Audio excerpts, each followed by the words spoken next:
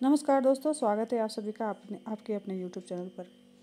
आज हम लोग 17वीं बीपीएससी री एग्जामिनेशन से संबंधित केस के बारे में क्या सुनवाई में परिणाम आया है उसके बारे में डिस्कशन करेंगे और जो 100 दिन का जो अभ्यर्थियों का जो प्रयास रहा उसका क्या परिणाम आया उसको भी समझेंगे। क्या अभ्यर्थी यहाँ पर गलत साबित हुए, क्या आयोग सही साबित हुआ उसको भी समझेंगे और ये जो केस का जो फाइनल जुरिसडिक्शन आया है उसको एक एक करके समझेंगे। मैं यहाँ पर जो ये जो आप देख रहे हैं जो केस का जो परिणाम है इसके बाद मैं ऑफिशियल परिणाम आपको दिखा रही हूँ। ठीक है, टोटल 76 पन्ने का है। सारी चीज़ों को बारी बारी से नहीं पढ़ूँगी, मैं उन मुख्य तथ्यों की ओर आपका नज़र बढ़ाने की कोशिश कर रही हूँ। उन मुख्य तथ्यों को डिस्कशन करने की कोशिश कर रही हूँ, समझाने की कोशिश कर रही हूँ जो कि इस केस के परिणाम में निकल कर आता है। एक और चीज़, मैं खुद एलएलबी की स्टूडेंट रही हूँ, इसलिए मैं माननीय न्यायालय को गलत तो नहीं कह सकती, लेकिन ये भी नहीं कह सकती कि अभ्यर्थियों के साथ जो आज हुआ है या उनकी जो 100 दिन की जो मेहनत थी उस पर जो पानी फेरा है वो भी सही है। ठीक है, कहीं ना कहीं मुझे इस चीज़ का ज़रूर दुख है कि जो चीज़ें इतने 100 दिनों से हम लोग देख रहे थे, है ना, 100 दिनों से अभ्यर्थियों का जो अथक प्रयास था, है ना, कि कहीं ना कहीं गलत हुआ है तो उसको ठीक किया जाए, है ना। उन काफ़ी स्टूडेंट्स ने कड़ी मेहनत की थी, 24 घंटे जो भीषण जो ठंड रहता था, ठंड का मौसम रहता था, उस ठंड के मौसम में अभ्यर्थी लोग गर्दनी बाग में रोड किनारे सोए रहते थे, धरना प्रदर्शन किए थे कि जो भी कुछ भी गलत हो रहा है उसको ठीक किया जा सके। लेकिन अंततः जो परिणाम आया है कहीं भी अभ्यर्थियों के पक्ष में नहीं है। क्या परिणाम आया है ये जो है आपको इस 76 पन्ने के आप देख रहे हैं परिणाम का एक PDF मैं आपको स्क्रीन पर दिखा रही हूँ। ये 76 पन्ने का PDF है ना। इसमें सारे पॉइंट्स को तो मैं नहीं पढ़ूंगी, हाँ कुछ प्रमुख तथ्यों को की ओर आपका जो नज़र है वो डालूंगी, जिससे पता चलेगा आपको कि अभ्यर्थियों के जो इतना जो अथक प्रयास था उसका परिणाम क्या निकल के आ रहा है आयोग के और आयोग के फेवर में है या फिर अभ्यर्थियों के विपक्ष में कितना हद तक ये गया है, या फिर उन कोचिंग संस्थान जिनकी तरफ से ये जो मीटिंग हुई थी उनके साथ में जो मीटिंग हुई थी अभी बीपीएससी की तरफ से वो उसके बारे में न्यायालय का क्या कहना है ना। पेपर लीक हुआ था कि नहीं हुआ था उसके बारे में न्यायालय क्या मान रहा है। ठीक है, बापू सभागार के जो एग्जामिनेशन कैंसिल होने के बाद वहाँ री एग्जामिनेशन हो उसके बारे में भी न्यायालय का क्या मानना है, ये सारी चीज़ें आपको मैं इस वीडियो में बताने की कोशिश करूँगी। और चैनल पर नए हैं तो चैनल ज़रूर सब्सक्राइब कर लीजिएगा, नोटिफिकेशन बेल भी ज़रूर प्रेस कर लेंगे। 2018 से मैं बीपीएससी के अभ्यर्थियों को कंटिन्यूस गाइडेंस देती रही हूँ और मेरे द्वारा बिहार प्रोजेक्ट मैनेजर और साथ साथ Bihar assistant public sanitary and waste management officer दोनों ही एग्जामिनेशन में जो अभ्यर्थी थे मेरे गाइडेंस में सफल हुए हैं। बिहार जो बीपीएससी का जो assistant public sanitary and waste management officer का जो वैकेंसी था वो 2023 में आया था और प्रोजेक्ट मैनेजर का वैकेंसी 2020 में आया था।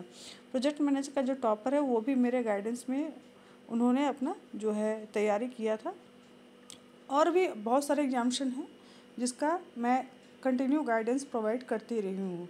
इस चैनल पर आपको बहुत सारे ऐसे वीडियो ज़रूर मिलेंगे जो कि आपको बिहार से संबंधित बहुत सारे वैकेंसीज़ के हैं और अन्य स्टेट की वैकेंसी से संबंधित है। तो यही कहूँगी कि वीडियो आपको ये जो पसंद आएगा तो उसको लाइक भी करिएगा और शेयर भी करेंगे और साथ साथ चैनल को सब्सक्राइब भी कर लेंगे। चलिए, ये जो आप देख रहे हैं 76 पन्ने का PDF है, ये आपको civil writ jurisdiction case number 752 of 2025, मतलब आपको civil writ jurisdiction case number 772 उसका आपको रिजल्ट है, जिसमें कि आपको ये जो केस हुआ था मैं एक एक करके आपको बता दे रही हूँ।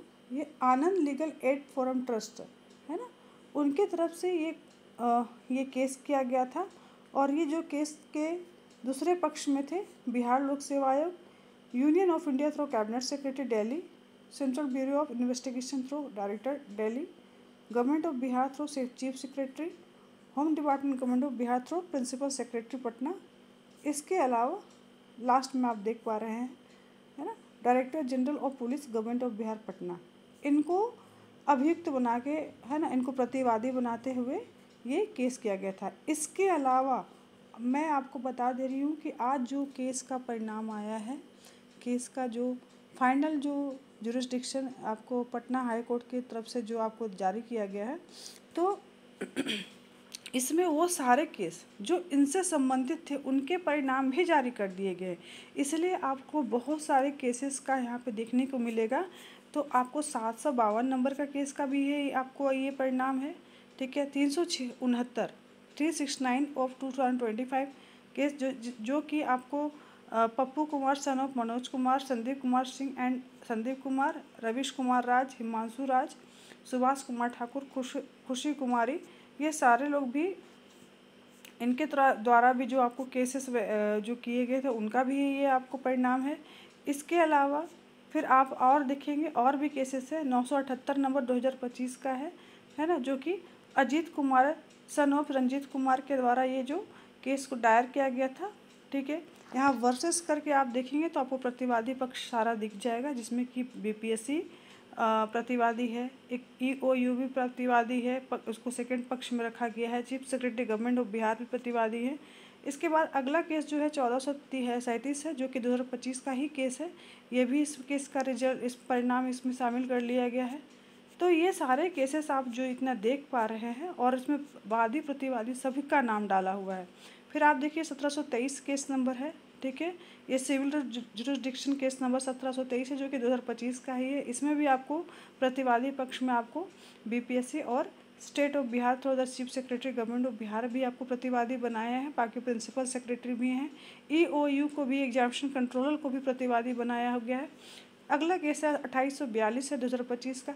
तो मैं आपको एक एक करके सब चीज़ों को पढ़ूंगी, तो ये आपका टाइम वेस्ट होगा, ठीक है। मैं अब ज़्यादा नहीं पढ़ूंगी, उचित भी नहीं है कि आपका जो है समय को बर्बाद किया जाए, ठीक है। हम लोग आते हैं डायरेक्ट इस केस के फाइनल आउटकम पर। क्या केस का फाइनल जो आउटकम है, इस 76 पन्ने में बहुत सारी चीज़ें लिखी गई है। मैं इसको काफ़ी गहन अध्ययन करने के बाद में जो प्रमुख आपको परिणाम जो है ना, केस का जो प्रमुख परिणाम निकल करके आ रहा है, मैं उसको समझाने की कोशिश करी। बहुत सारे अभ्यर्थी को यहाँ पर लीगल चीज़ें हो सकता नहीं समझ में आती हूँ, तो बहुत ज़्यादा टेक्निकल या लीगल तो नहीं है, लेकिन हाँ चीज़ें धीरे धीरे क्लियर हो जाएंगी। मैं यहाँ पे धीरे धीरे आप लोग को सब चीज़ों को समझाने की कोशिश कर रही हूँ, टू द पॉइंट, है ना। ज़्यादा आपको ये पूरे पन्ने को पढ़ने की आवश्यकता नहीं है। जो फाइनल आउटकम निकल के आ रहा है, मैं उसको आपको समझा दे रही हूँ। चलिए एक एक करके अब हम लोग जो महत्वपूर्ण केस का जो आयोग के द्वारा जो फैसला सुनाया गया है ना, वो आपको देख लेंगे। पहला फैसला जो सबसे इम्पोर्टेंट है, जो कि यहाँ पे लिख रहा है, thus to tie the string together, there is no definite evidence of malpractice at all the centers on 13th of December 2024। मतलब कि ऐसा माननीय न्यायालय का मानना है कि कोई भी डेफिनेट एविडेंस नहीं है, धांधली का कोई भी पुख्ता सबूत नहीं है कि 13 दिसंबर को एग्जामिनेशन में धांधली हुई है, ठीक है। हाँ, लेकिन साथ ही साथ न्यायालय का यह भी कहना है कि there is a proof of disturbance at BPP centre at Patna with largest number of examinees. हाँ, लेकिन बीपीपी सेंटर मतलब जो बापू सभागार है, वहाँ पर जो है एग्जामिनेशन में डिस्टर्बेंस हुआ है, ठीक है, वो धांधली नहीं मान रहे हैं, ठीक है।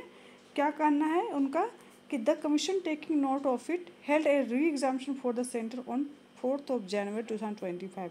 तो इसी चीज़ को मद्देनज़र, है ना, इसी चीज़ के मद्देनज़र, चूँकि यहाँ पर आपको डिस्टर्बेंस हुआ था पटना के बापू सभागार में, तो उसको ध्यान में रखते हुए एग्जामिनेशन ने अपना जो है अभ्यर्थियों को उस सेंटर का एग्जामिनेशन को कैंसिल किया और 4 तारीख को उन्होंने री एग्जामिनेशन लिया है, ठीक है।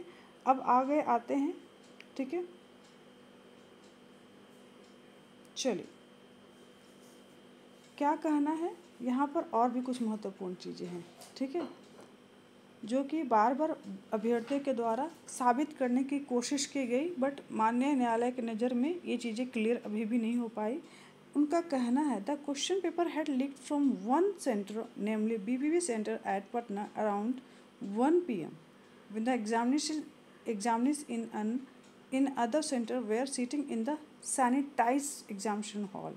मतलब कि ये जो क्वेश्चन लीक हुआ था बापू सभागार का, ये 1 बजे का हुआ था और चूंकि एग्जामिनेशन 12 बजे स्टार्ट हो जाता है, 12 से 2 बजे के बीच में एग्जामिनेशन होता है और एग्जामिनी जो होते हैं ऑलरेडी 11 बजे इंटर कर चुके थे एग्जामिनेशन सेंटर में, तो अदर एग्जामिनी जो हैं इस चीज़ से बिल्कुल भी प्रभावित नहीं हुए हैं कि बापू सभागार में क्वेश्चन का जो है पेपर जो लीक हुआ है या फिर किसी प्रकार का जो कमी पाया गया या किसी प्रकार का गड़बड़ी हुआ, तो उससे अदर अभ्यर्थी प्रभावित नहीं हुए हैं। ठीक है, ये ऐसा माननीय न्यायालय का अपना फैसला है।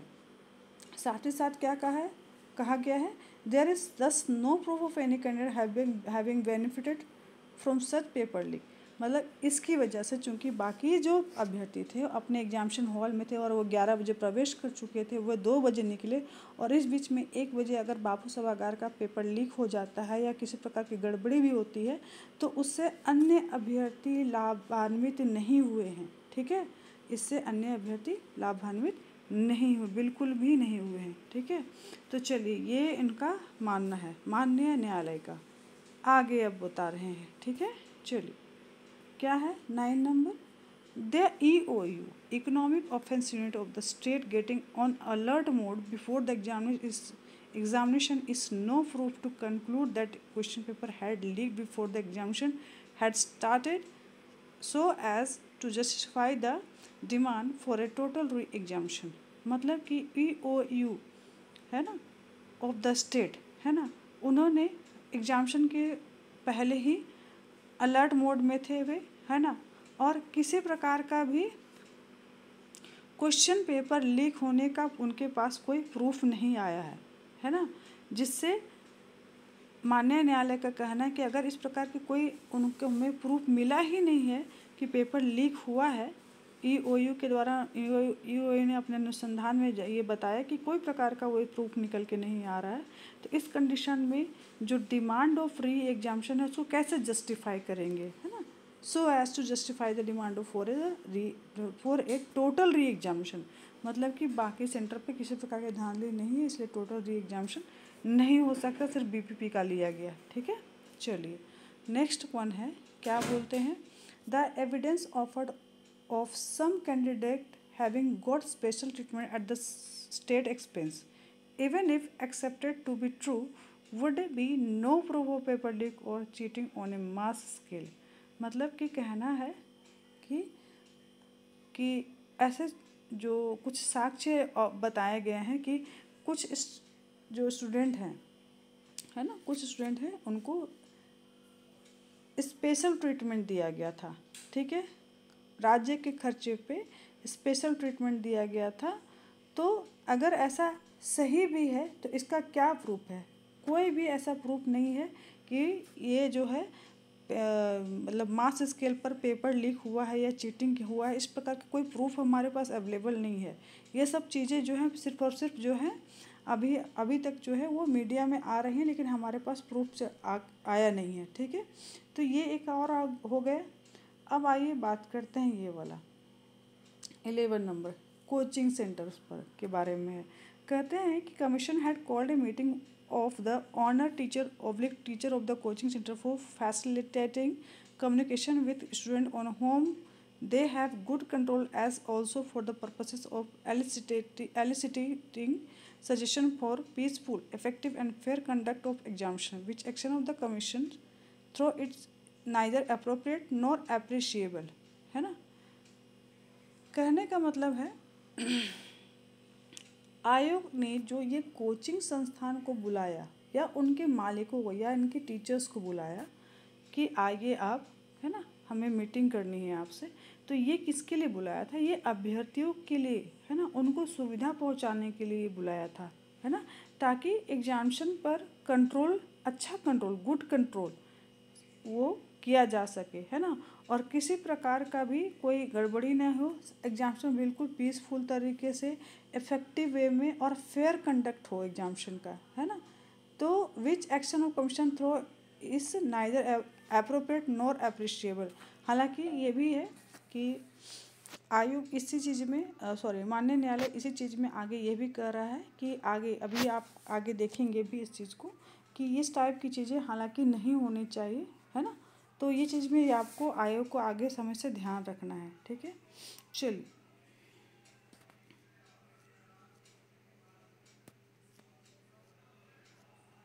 मैं आपको पहले ही कह दी हूँ कि मैं सारे चीज़ को उन चीज़ों को आपको यहाँ नज़र में डालने की कोशिश कर रही हूँ जो आपके लिए है। आपको लगता है क्या क्या मुख्य चीज़ें आपके लगता है कि आपके कम्प्लीटली अगेंस्ट में आ जा रही हैं, वो चीज़ें मैं आपको यहाँ बताने की कोशिश कर रही हूँ। मैं सारा चीज़ आपको पढ़ा कर या फिर बता करके बॉदर भी करना नहीं चाह रही हूँ। बस आप चीज़ों को समझ लें कि क्या फैक्ट्स हैं जो कि लगता है कि एक तरह से अभ्यर्थी के पक्ष में बिल्कुल नहीं आया है। 19 नंबर पॉइंट यहाँ पर कह रहा है कि based on the suggestion and the opinion of the subject expert many question were deleted. अब ये किस बारे में है कि क्योंकि बहुत सारे क्वेश्चन जो थे, जो लास्ट की जो अभी जो जिन चीज़ों को मैं स्किप की हूँ उसमें यही था कि बहुत सारे क्वेश्चन हैं जो रॉन्ग थे, है ना, रॉन्ग डेटा बेस क्वेश्चन जो थे। तो वो सजेशन के आधार पर उन क्वेश्चन को ऑलरेडी डिलीट कर दिया गया है। तो ये काम भी आयोग ने अभ्यर्थियों के पक्ष में ऑलरेडी कर रखा है, ठीक है। उसके अलावा the objection were dealt with giving reason in support of the answer, है ना। तो ये जो ऑब्जेक्शन थे, है ना, वो उन जो उसके सपोर्ट में थे। और यहाँ पर ये चीज़ मैं आपको क्लियर कर दूँगी कि यहाँ पर जो आयोग है उसने अपना सबूत दे दिया था कि जो जो गलत क्वेश्चन हम लोगों के द्वारा डाला गया था वो हम लोगों ने क्लियर करके बिल्कुल हटा दिया, सो दैट कि अभ्यर्थियों के आगे चल के कोई परेशानी ना हो। तो ये चीज़ है जो कि अपने आप को आयोग एकदम यहाँ पे क्लियर स्टैंड कर दिया था। इस वजह से भी न्यायालय ने अपना मतलब एक तरह से यहाँ पे कुछ ना कुछ जो चीज़ें हैं वो अभ्यर्थियों के अगेंस्ट में ऑटोमेटिक चली गई हैं, ठीक है। चलिए आगे का पॉइंट हम लोग देख लेते हैं।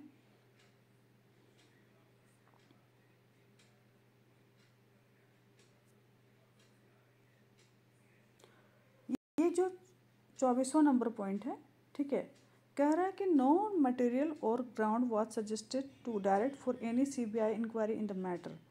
मतलब कि यहाँ पर कुछ भी अभ्यर्थी के द्वारा ऐसे प्रूफ या ग्राउंड नहीं दिए जा सके हैं जिससे लगता है कि न्यायालय को CBI जांच का ऑर्डर देना चाहिए। तो मतलब कि यहाँ पर भी कुछ चीज़ें जो अभ्यर्थी के पक्ष में आपको यहाँ पर भी अगेंस्ट में हो गया मैटर।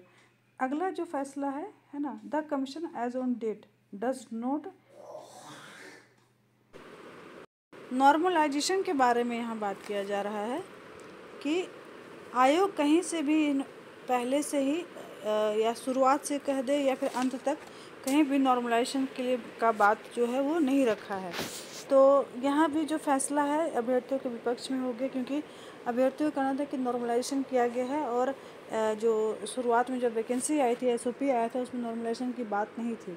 तो आयोग ने कह दिया है कि हम लोगों ने नॉर्मलाइजेशन नहीं किया है, ठीक है। और ये अंत तक वो अपने इस मुद्दे मैटर पे वो अपना स्टैंड रखा है आयोग। चलिए आगे बढ़ेंगे।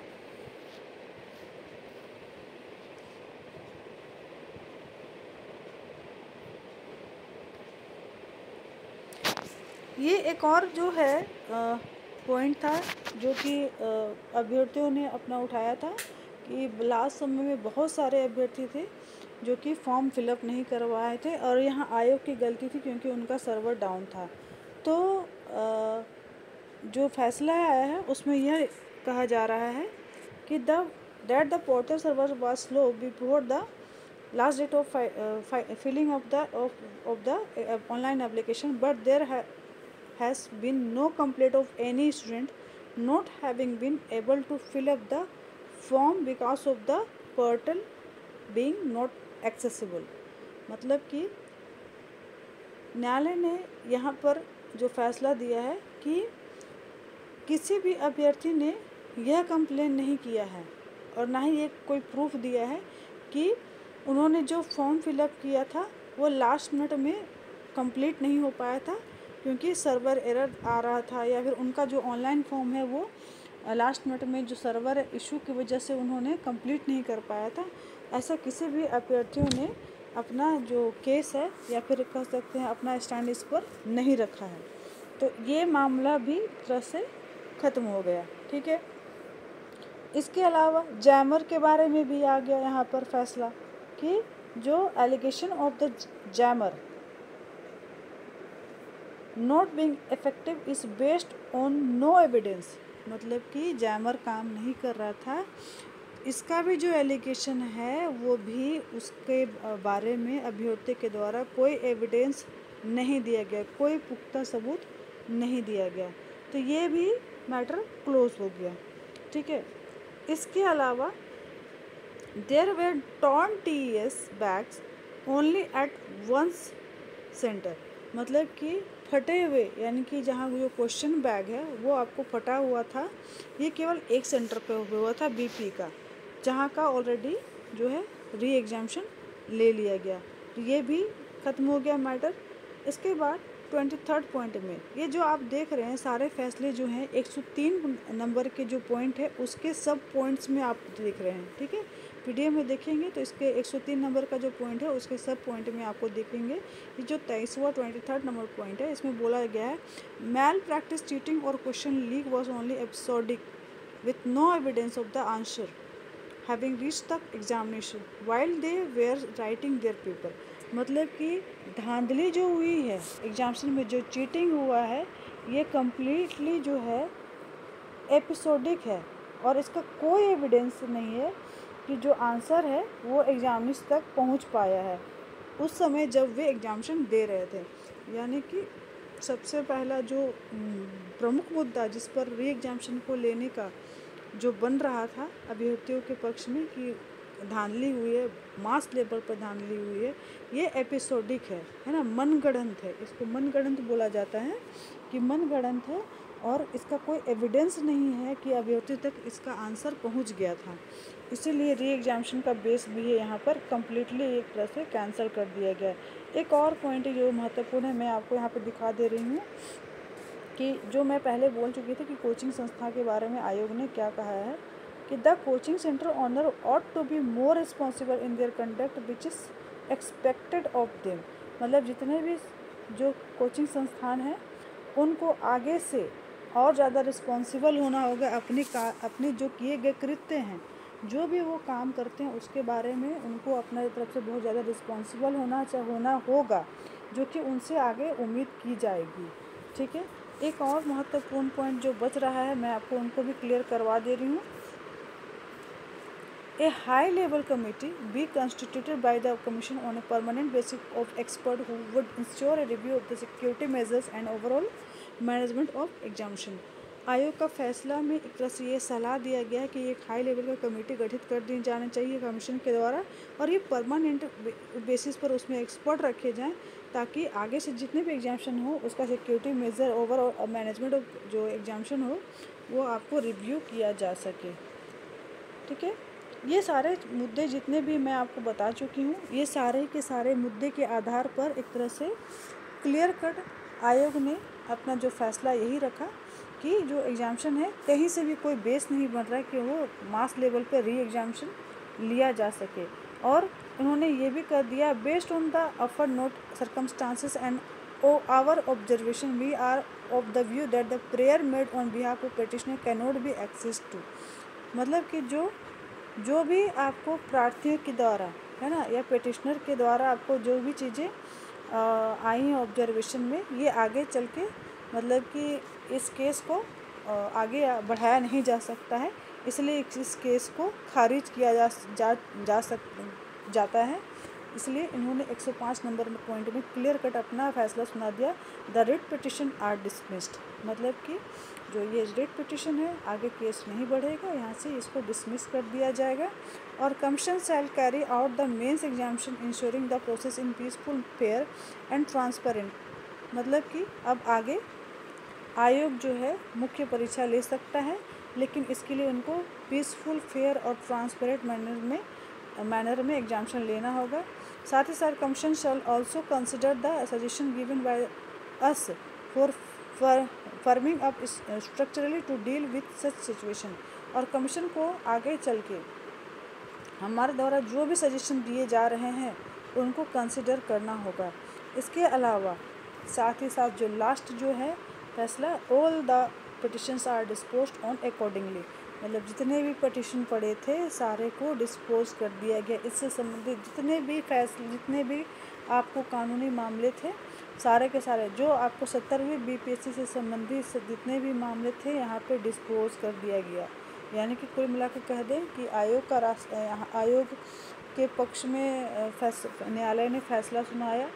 यहाँ पे जो एक तरह से आप समझ सकते हैं कि अगर कोई फैसला किसी के पक्ष में होता है तो ऑटोमेटिकली दूसरे विपक्ष में चला जाता है। तो यहाँ पे जो भी वादी लोग थे, चाहे वो अभ्यर्थी हैं या फिर वो इंस्टीट्यूशन है या जो नेता थे, है ना, चाहे जो भी हो रहे हों, सबके एक तरह से सबकी जो प्रार्थना थी उसको आयोग ने कंसिडर तो कर लिया, सुनवाई तो कर ली, लेकिन जो मामला है अभी फ़िलहाल आयोग के पक्ष में चला गया है। जो फैसला है वो आयोग के पक्ष में चला गया है। अब आगे चल के जो अप्रैल महीना है उसमें आपको 70वीं बीपीएससी का मेंस का एग्जामिनेशन ट्रांसपेरेंट मैनर में लेने के लिए माननीय न्यायालय ने आदेश भी दे दिया है। साथ ही साथ उनकी जो सलाह या मशवरे हैं उनको भी सुनने के लिए आपको फैसले में अपनी तरफ से न्यायालय ने ऑर्डर दिया है। तो इस वीडियो में इतना ही। आगे हम लोग और भी कुछ महत्वपूर्ण चीज़ों को समझेंगे, जानेंगे, और अगर आपको किसी पॉइंट पर क्वेरी हो तो मुझे ज़रूर कमेंट करेंगे। नेक्स्ट वीडियो में हम लोग आपको 70वीं के बाद जो मुख्य परीक्षा के अभ्यर्थी हैं उनके लिए भी आपको कुछ गाइडेंस प्रोवाइड करने की कोशिश की जाएगी इस चैनल के माध्यम से। तो फिर से कहूँगी, अगर चैनल आपको नया लगता है तो चैनल ज़रूर सब्सक्राइब कर लीजिएगा, नोटिफिकेशन बेल भी ज़रूर प्रेस कर लेंगे, और वीडियो अच्छा लगा तो लाइक ज़रूर करेंगे, शेयर करेंगे, कमेंट करेंगे। धन्यवाद।